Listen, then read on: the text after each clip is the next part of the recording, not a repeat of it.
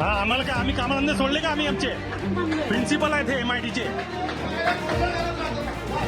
हा अच्छा तुम्ही केले का नियमाने कामं हा तुमचा युनिफॉर्म वाला वेंडर ऑनलाईन आहे तुम्हाला माहिती आहे ना हे सगळं काय बाळा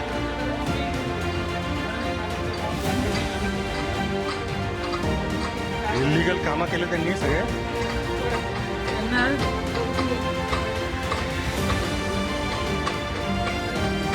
सगळ्यांनीच वेड्यासारखं वागायचं त्यांना काही नाही आपण 24 तास कामं करत पाहिजे आणि यांना पैसे पुण्यातील कोथरूड परिसर एक नावाजलेली प्रतिष्ठित आणि उच्चभ्रू शिक्षण संस्था MIT विश्वशांती गुरुकुल स्कूल.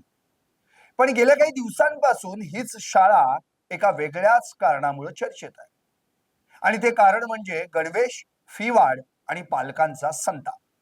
सोशल मीडियावर व्हिडिओ व्हायरल झाले, पालक रस्त्यावर उतरलेत, विद्यार्थी संघटनांनी आंदोलन केलंय. ही शिक्षण संस्था आहे की आर्थिक लूट असे गंभीर आरोप झाले.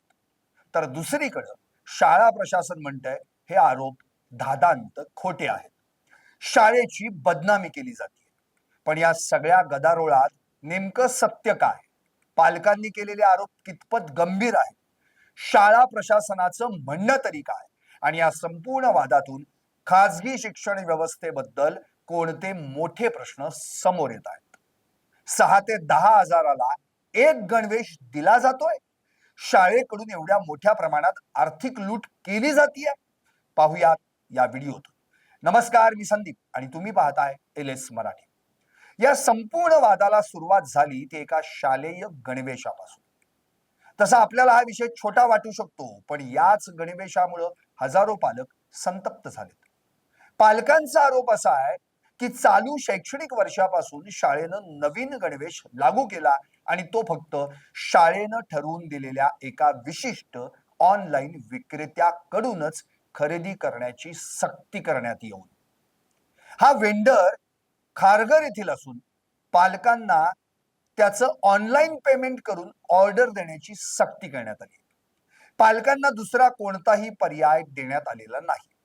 एवढंच नाही तर या गणवेशाची किंमत साधारण 6,000 ते 10,000 रुपये इतकी असल्याचा आरोप करण्यात आलाय. अनेक पालकांनी शाळा सुरू होण्यापूर्वीच पूर्ण पैसे भरलेत.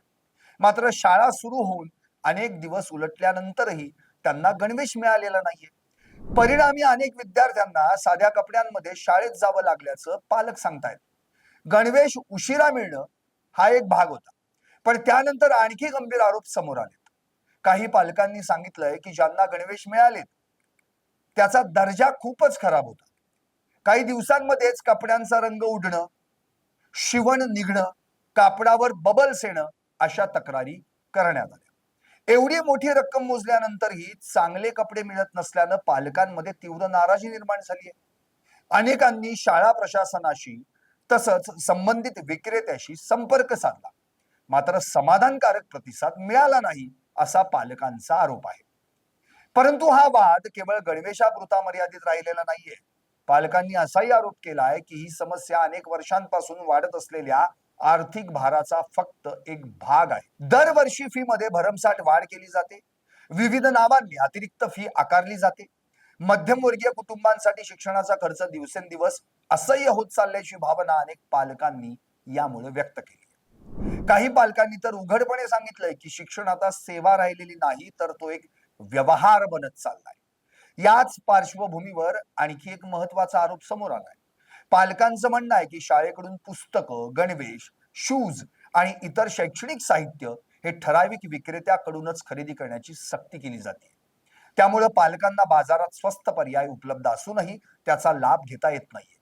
आणि शाळेनं जिथून कपडे, शूज आणि पुस्तकं घ्यायला लावली आहेत तिथं किमती जास्त आहेत आणि त्याचा आर्थिक फटका थेट पालकांना बसतोय. हा मुद्दा फक्त पैशांचा नसून आपण कुठून काय घ्यायचं हे पण शाळा ठरवणार का?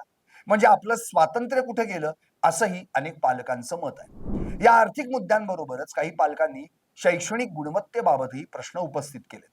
काही विषयांसाठी शिक्षक उपलब्ध नसणं, शिक्षक वारंवार बदलणं, काही विषयांना अपुरा वेळ मिळणं यामुळे विद्यार्थ्यांच्या शिक्षणावर परिणाम होत असल्याचं त्यांनी सांगितलं. स्वच्छता, विद्यार्थ्यांची सुरक्षितता, सीसीटीव्ही व्यवस्था आणि इतर मूलभूत सुविधांबाबतही तक्रारी करण्यात आल्या. या सर्व तक्रारी एकत्रितपणे समोर आल्यानं हा प्रश्न केवळ गणवेशाचा राहिलेला नाहीये, तर संपूर्ण शाळा प्रशासनाच्या कार्यपद्धतीवरच प्रश्नचिन्ह उपस्थित झाले. परिस्थिती इतकी चिघळली आहे की शेकडो पालक रस्त्यावर उतरले. या आंदोलनाला महाराष्ट्र नवनिर्माण विद्यार्थी सेनेचा पाठिंबा मिळाला आणि मग पायरेट्स ऑफ MIT दरोडा आंदोलन असं त्याला नावही देण्यात आलं. आंदोलनादरम्यान पालकांनी घोषणाबाजी केली, हातात फलक घेतले आणि शिक्षणाच्या नावाखाली आर्थिक लूट होत असल्याचा आरोप केला. अनेक पालकांनी सांगितलं की मुलांच्या भविष्यासाठी ते मोठ्या फी भरतात, मात्र त्या बदल्यात त्यांना आर्थिक दडपण, सक्ती यांचा सामना करावा लागतो. मात्र या सर्व आरोपांना शाळा प्रशासनानं ठामपणे नाकारलंय. एका वृत्तवाहिनीत आलेल्या बातमीनुसार प्राचार्य जितेंद्र खैरनार यांनी स्पष्ट केलंय की शाळेत 2000हून अधिक विद्यार्थी आहेत. एवढ्या मोठ्या संख्येनं पालकांनी शाळेत येऊन गणवेश खरेदी करण्याऐवजी त्यांची गैरसोय टाळण्यासाठी ऑनलाईन ऑर्डरची सुविधा उपलब्ध करून देण्यात आली. त्यांच्या म्हणण्यानुसार काही मोजक्या पालकांच्या तक्रारी असू शकतात, पण त्या संपूर्ण व्यवस्थेचं प्रतिनिधित्व करत नाहीत. त्यांनी असंही सांगितलं की जर गणवेशाच्या गुणवत्तेबाबत खरी समस्या असेल तर तो बदलून देण्याची अधिकृत व्यवस्था शाळेकडे उपलब्ध आहे. सोशल मीडियावर व्हायरल झालेल्या व्हिडिओ बाबतही शाळेनं गंभीर आक्षेप घेतलाय. शाळेचा दावा आहे की काही व्यक्ती वैयक्तिक कारणांमुळे आणि प्रसिद्धी मिळवण्यासाठी शाळेची बदनामी करतायत. एवढंच नव्हे तर अशा व्हिडिओच्या माध्यमातून शाळेची प्रतिमा मलिन करण्याचा प्रयत्न होत असल्यानं संबंधितांविरोधात कायदेशीर कारवाई करण्याची भूमिकाही शाळेनं जाहीर केली. या प्रकरणाला आणखी महत्व प्राप्त झालं ते शिक्षण विभागाच्या हस्तक्षेपामुळे. पालकांनी शिक्षण विभागाकडे आणि संबंधित अधिकाऱ्यांकडे तक्रारी दाखल केल्यानंतर या प्रकरणाच्या चौकशीचे आदेश देण्यात आल्याची प्राथमिक माहिती समोर आली. शुल्क वाढीची प्रक्रिया, पालक समितीची भूमिका, गणवेश खरेदीची सक्ती, ठराविक विक्रेत्याची निवड आणि इतर आरोपांची चौकशी होणार असल्याचं सांगितलं जात आहे. त्यामुळे आता या प्रकरणाचा निकाल केवळ आरोप प्रत्यारोपांवर नाही तर चौकशीतील निष्कर्षांवर अवलंबून असेल. या संपूर्ण वादाने एक मोठा प्रश्न पुन्हा ऐरणीवर आणलाय. खाजगी शिक्षण संस्थांना दर्जेदार सुविधा देण्यासाठी खर्च करावा लागतो, हा त्यांचा युक्तिवाद असतो.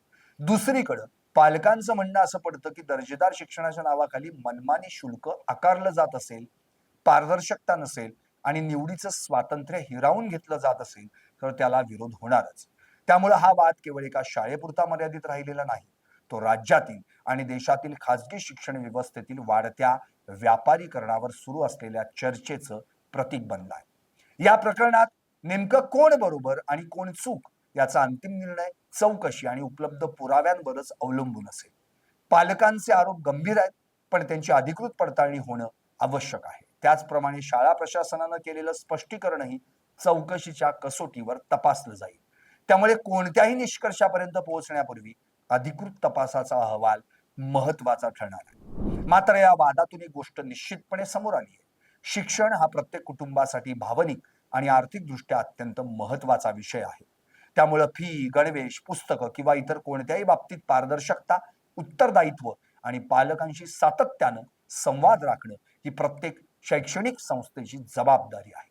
त्याचवेळी कोणतेही आरोप, तथ्य आणि पुराव्यांच्या आधारे सिद्ध होणंही तितकंच महत्वाचं आहे. या प्रकरणाचा अंतिम निकाल काहीही लागो, पण या वादामुळे खाजगी शिक्षण क्षेत्रातील शुल्क, पारदर्शकता आणि पालकांच्या अधिकारांबाबतची चर्चा निश्चितच आणखी तीव्र होणार यात शंका नाही. मध्यमवर्गीय कुटुंब स्वतःच्या पोटाला चिमटा काढून रक्ताचं पाणी करून खाजगी शाळांची भरमसाठ फी भरतात. हेतू फक्त एकच, आपल्या मुला-मुलींना चांगलं शिक्षण मिळावं, त्यांचं भविष्य सुधारावं. पण आज खाजगी शाळा म्हणजे शिक्षणाचं पवित्र मंदिर न राहता बेफाम नफेखोरी करणारे कारखाने बनले. डोनेशनच्या नावाखाली उघडी लूट, दरवर्षी होणारी मनमानी फी वाढ आणि शाळेतूनच महागडी पुस्तकं, युनिफॉर्म घेण्याची सक्ती ही हुकुमशाही नाही तर काय? पालकांच्या हतबलतेचा आणि त्यांच्या स्वप्नांचा असा क्रूर बाजार मांडण्याचा अधिकार या संस्था चालकांना दिला कोणी? एवढा पैसा मोजूनही जर गुणवत्तेच्या नावाखाली शून्य मिळत असेल तर पालकांनी जगायचं कसं आणि दात मागायची कुणाकडं? शिक्षणाचा हा धंदा आणि खाजगी शाळांची ही अरेरावी आता सहनशक्तीच्या पलीकडे गेली आहे. ही मनमानी कुठेतरी थांबली पाहिजे. शासनानं नुसते कागदी नियम न दाखवता या नफेखोर शिक्षण सम्राटांवर कायद्याचा तीव्र आसूड ओढला पाहिजे. पालकांनो, आता शांत बसून चालणार नाही. आपल्या मुलांच्या हक्कासाठी आणि या लुटीच्या विरोधात संघटित होऊन तीव्र बंड पुकारण्याची वेळ आली आहे. शिक्षण विकत घेण्याची वस्तू नाही, तो आमच्या मुलांचा अधिकार आहे.